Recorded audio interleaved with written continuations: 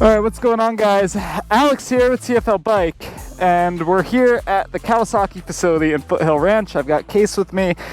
We're on a little road trip right now doing some vehicle swaps, and in the back of our long-term Cummins we have the CBR 500R from Honda and the Gram from Honda that we have had on loan for a few months now. We're returning those today and picking up two new bikes, and one of the new bikes we're picking up is this, the Kawasaki Z900 50th Anniversary Edition.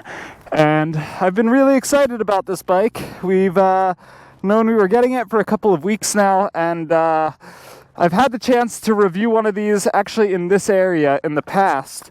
But it wasn't the 50th Anniversary Edition, and also it wasn't in our backyard. So I'm excited to get this back to Colorado and ride it on some roads that I'm a little more comfortable with. But in this video, Case and I have to go to Honda to drop off those two bikes so we can fit this in the truck bed and bring it back to Colorado. So I'm going to follow Case to Honda, and we're going to go for a little ride.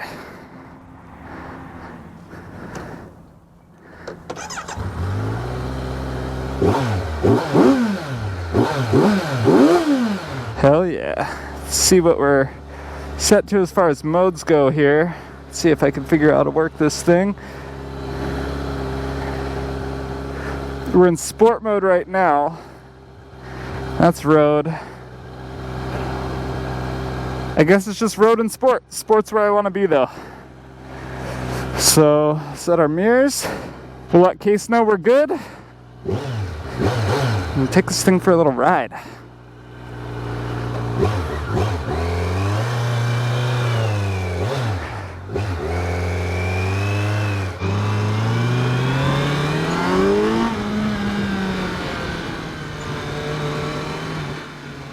I'm not going to be riding crazy fast because I don't know where I'm going, so I got to follow Case. I don't have a phone mount or anything to get GPS. But this Z900 is a naked sport bike from Kawasaki, and a really good one. Let's do a little acceleration test up this ramp before I start talking about the bike. We'll give Case some distance there. We're in second gear. We'll give first a go.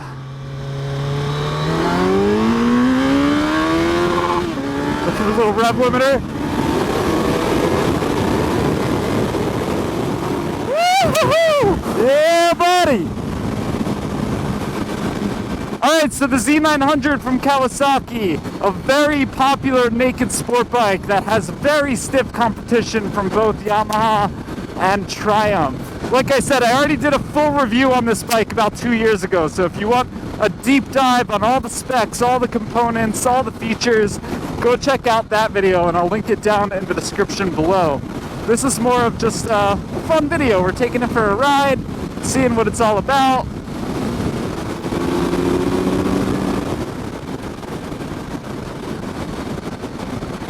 So powering this bike is a 948cc Inline-four, which is pretty unique because the rest of the bikes in this segment all use 3-cylinder engines.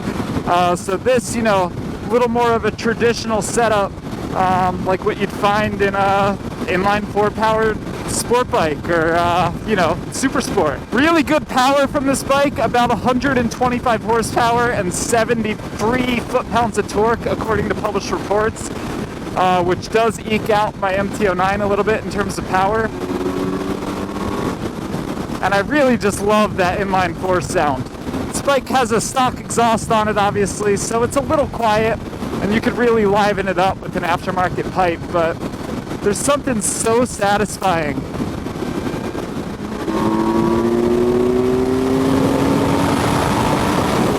Open. Case is racing me a little bit. Yeah, just that Inline-four sound is something I'm really used to hearing on the racetrack and on a race bike, and to have it in a really comfortable package like this where you're sitting upright, could last for hours. I'm doing about an hour ride right now, and I have no fear that my back is going to start to hurt or my shoulders are going to start to hurt at any point on this ride. So yeah, you get a really fun, almost race-inspired engine in a really comfortable bike.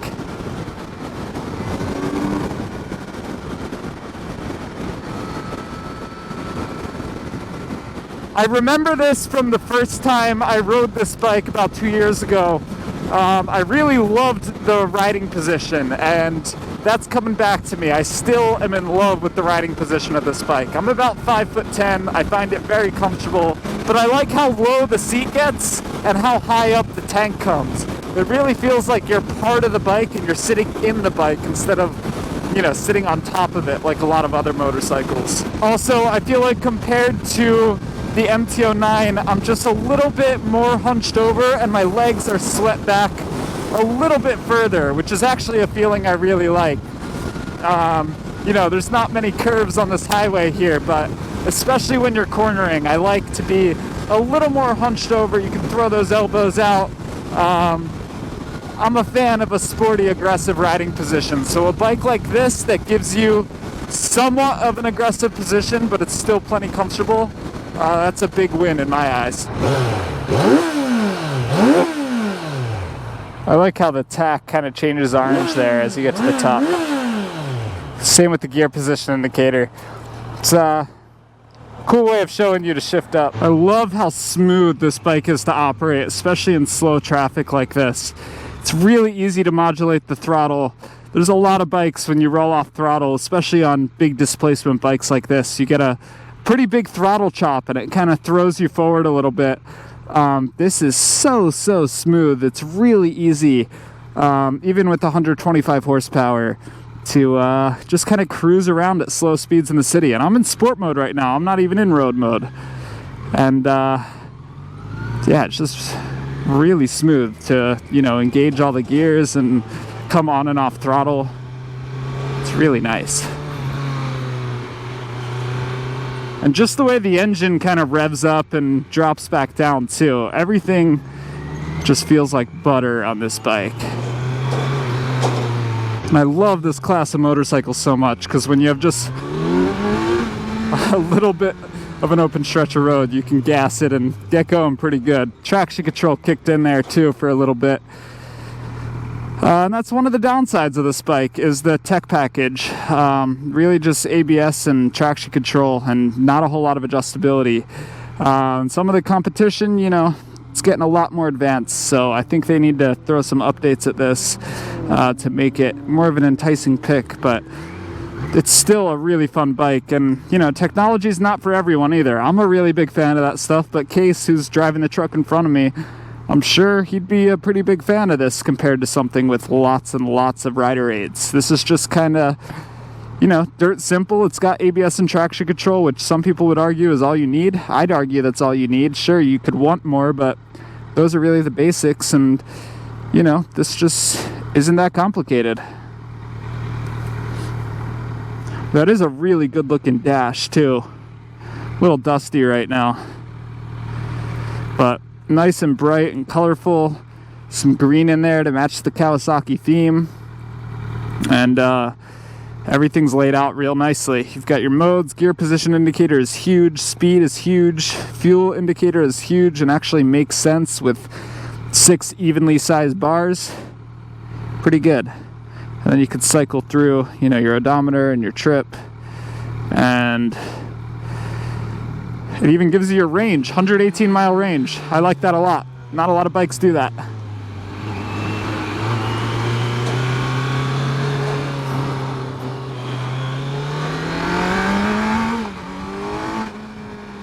The other great thing about an Inline-four is how linear the power delivery is. You know, the other bikes in this class that use 3-cylinder engines, they also have a lot of character, just like this engine, but they can feel a little twitchy sometimes, both the Triumph and the Yamaha. And you know, some people like that. You know, that's one of the best parts about the MT-09 is how crazy that bike is, and you can really hoon it around, and it's a rowdy bike. With this, everything's a little more predictable. The power band is a lot more linear, so you roll onto the throttle and there's not necessarily a jump where the bike really starts to pick up. Which is really good for spirited riding. So, you know, if you're into doing twisties and riding in the mountains or even doing a track day or two on a bike like this, then I do think the Inline-four is a better choice than, you know, a 3-cylinder. But if you're, you know, doing wheelies from light to light, and you really care about sound, maybe the triple is the way to go. But I really do like how predictable and how linear the power curve on this bike is. I really wish I had brought my phone mount with me. That was a major mistake on my part, because lane splitting is legal here in California, so ideally I would showcase up and do a little race and see how much faster I could get to Honda than him leaving at the same time, but I don't know where I'm going, so I'd get lost and he'd definitely beat me using GPS. So, following a slow truck and trailer. Could be worse things though. I'm riding a motorcycle in Southern California on a Tuesday morning. Can't really complain. I'll tell you what, riding a Z900 for about an hour is a great way to break up a road trip. Case and I drove, we left Denver yesterday morning, got to Vegas late last night, woke up in Vegas this morning and drove to Southern California, and that's where we are now.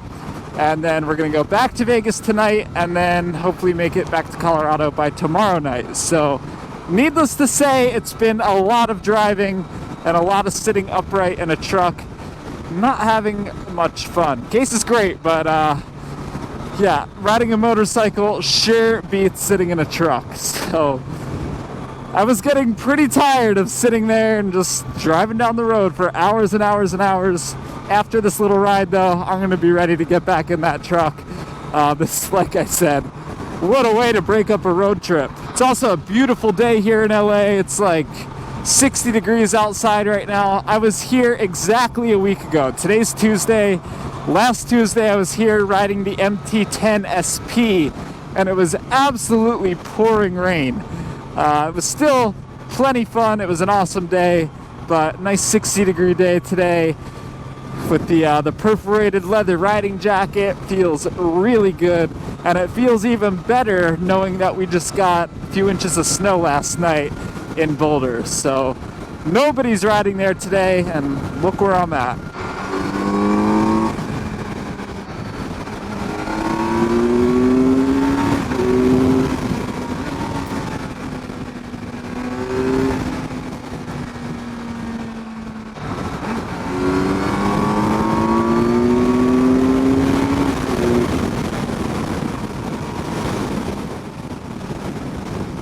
I just realized this thing's like brand new too. It's got less than 300 miles on it.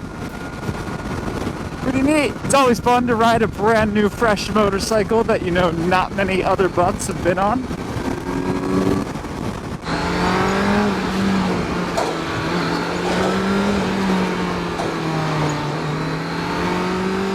Doesn't look like it's gonna let me change riding modes on the fly. I wanted to try out road mode now that we're off the highway. I don't get why bikes don't let you do that. It's more of a distraction to make it so that I can't change riding modes and then me play with it for 5 minutes while I'm riding to see if I'm doing something wrong than to just let it switch modes when I hit the button. A lot of manufacturers do that. It drives me crazy. You have to come fully to a stop, change riding modes on this bike. Now it'll let me go into road mode. So yeah, you gotta be fully stopped.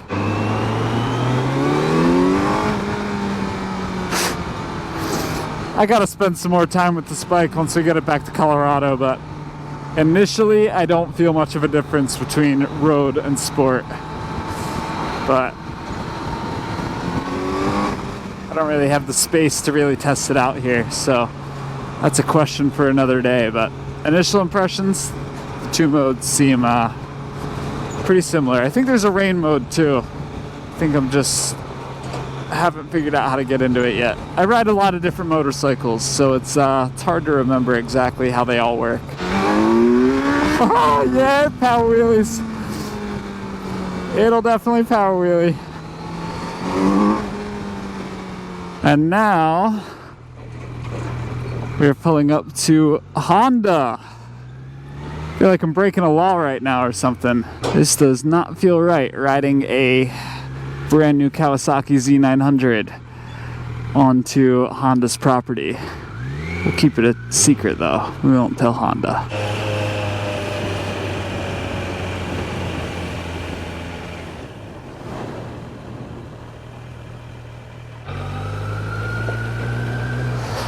A lot of side-by-sides out here. Holy cow.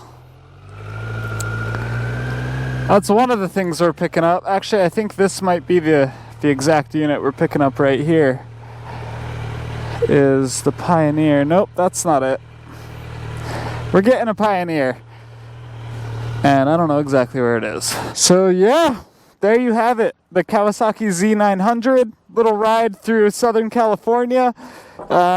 So yeah, Case and I are going to get these two bikes unloaded out of here. We're going to get this put in the truck bed, get a Pioneer, which is somewhere in this field of side-by-sides, loaded onto that trailer.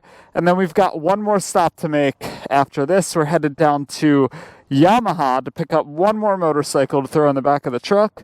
So stay tuned, because you're going to want to find out what that bike is. And I'm really excited. I'm excited about both of these long-term bikes we're picking up. So yeah, definitely stay tuned, because we've got some exciting stuff coming up. Even though it's coming into winter, we're staying strong. We're going to keep riding. So stay tuned. Thanks for watching, guys. See you in the next one.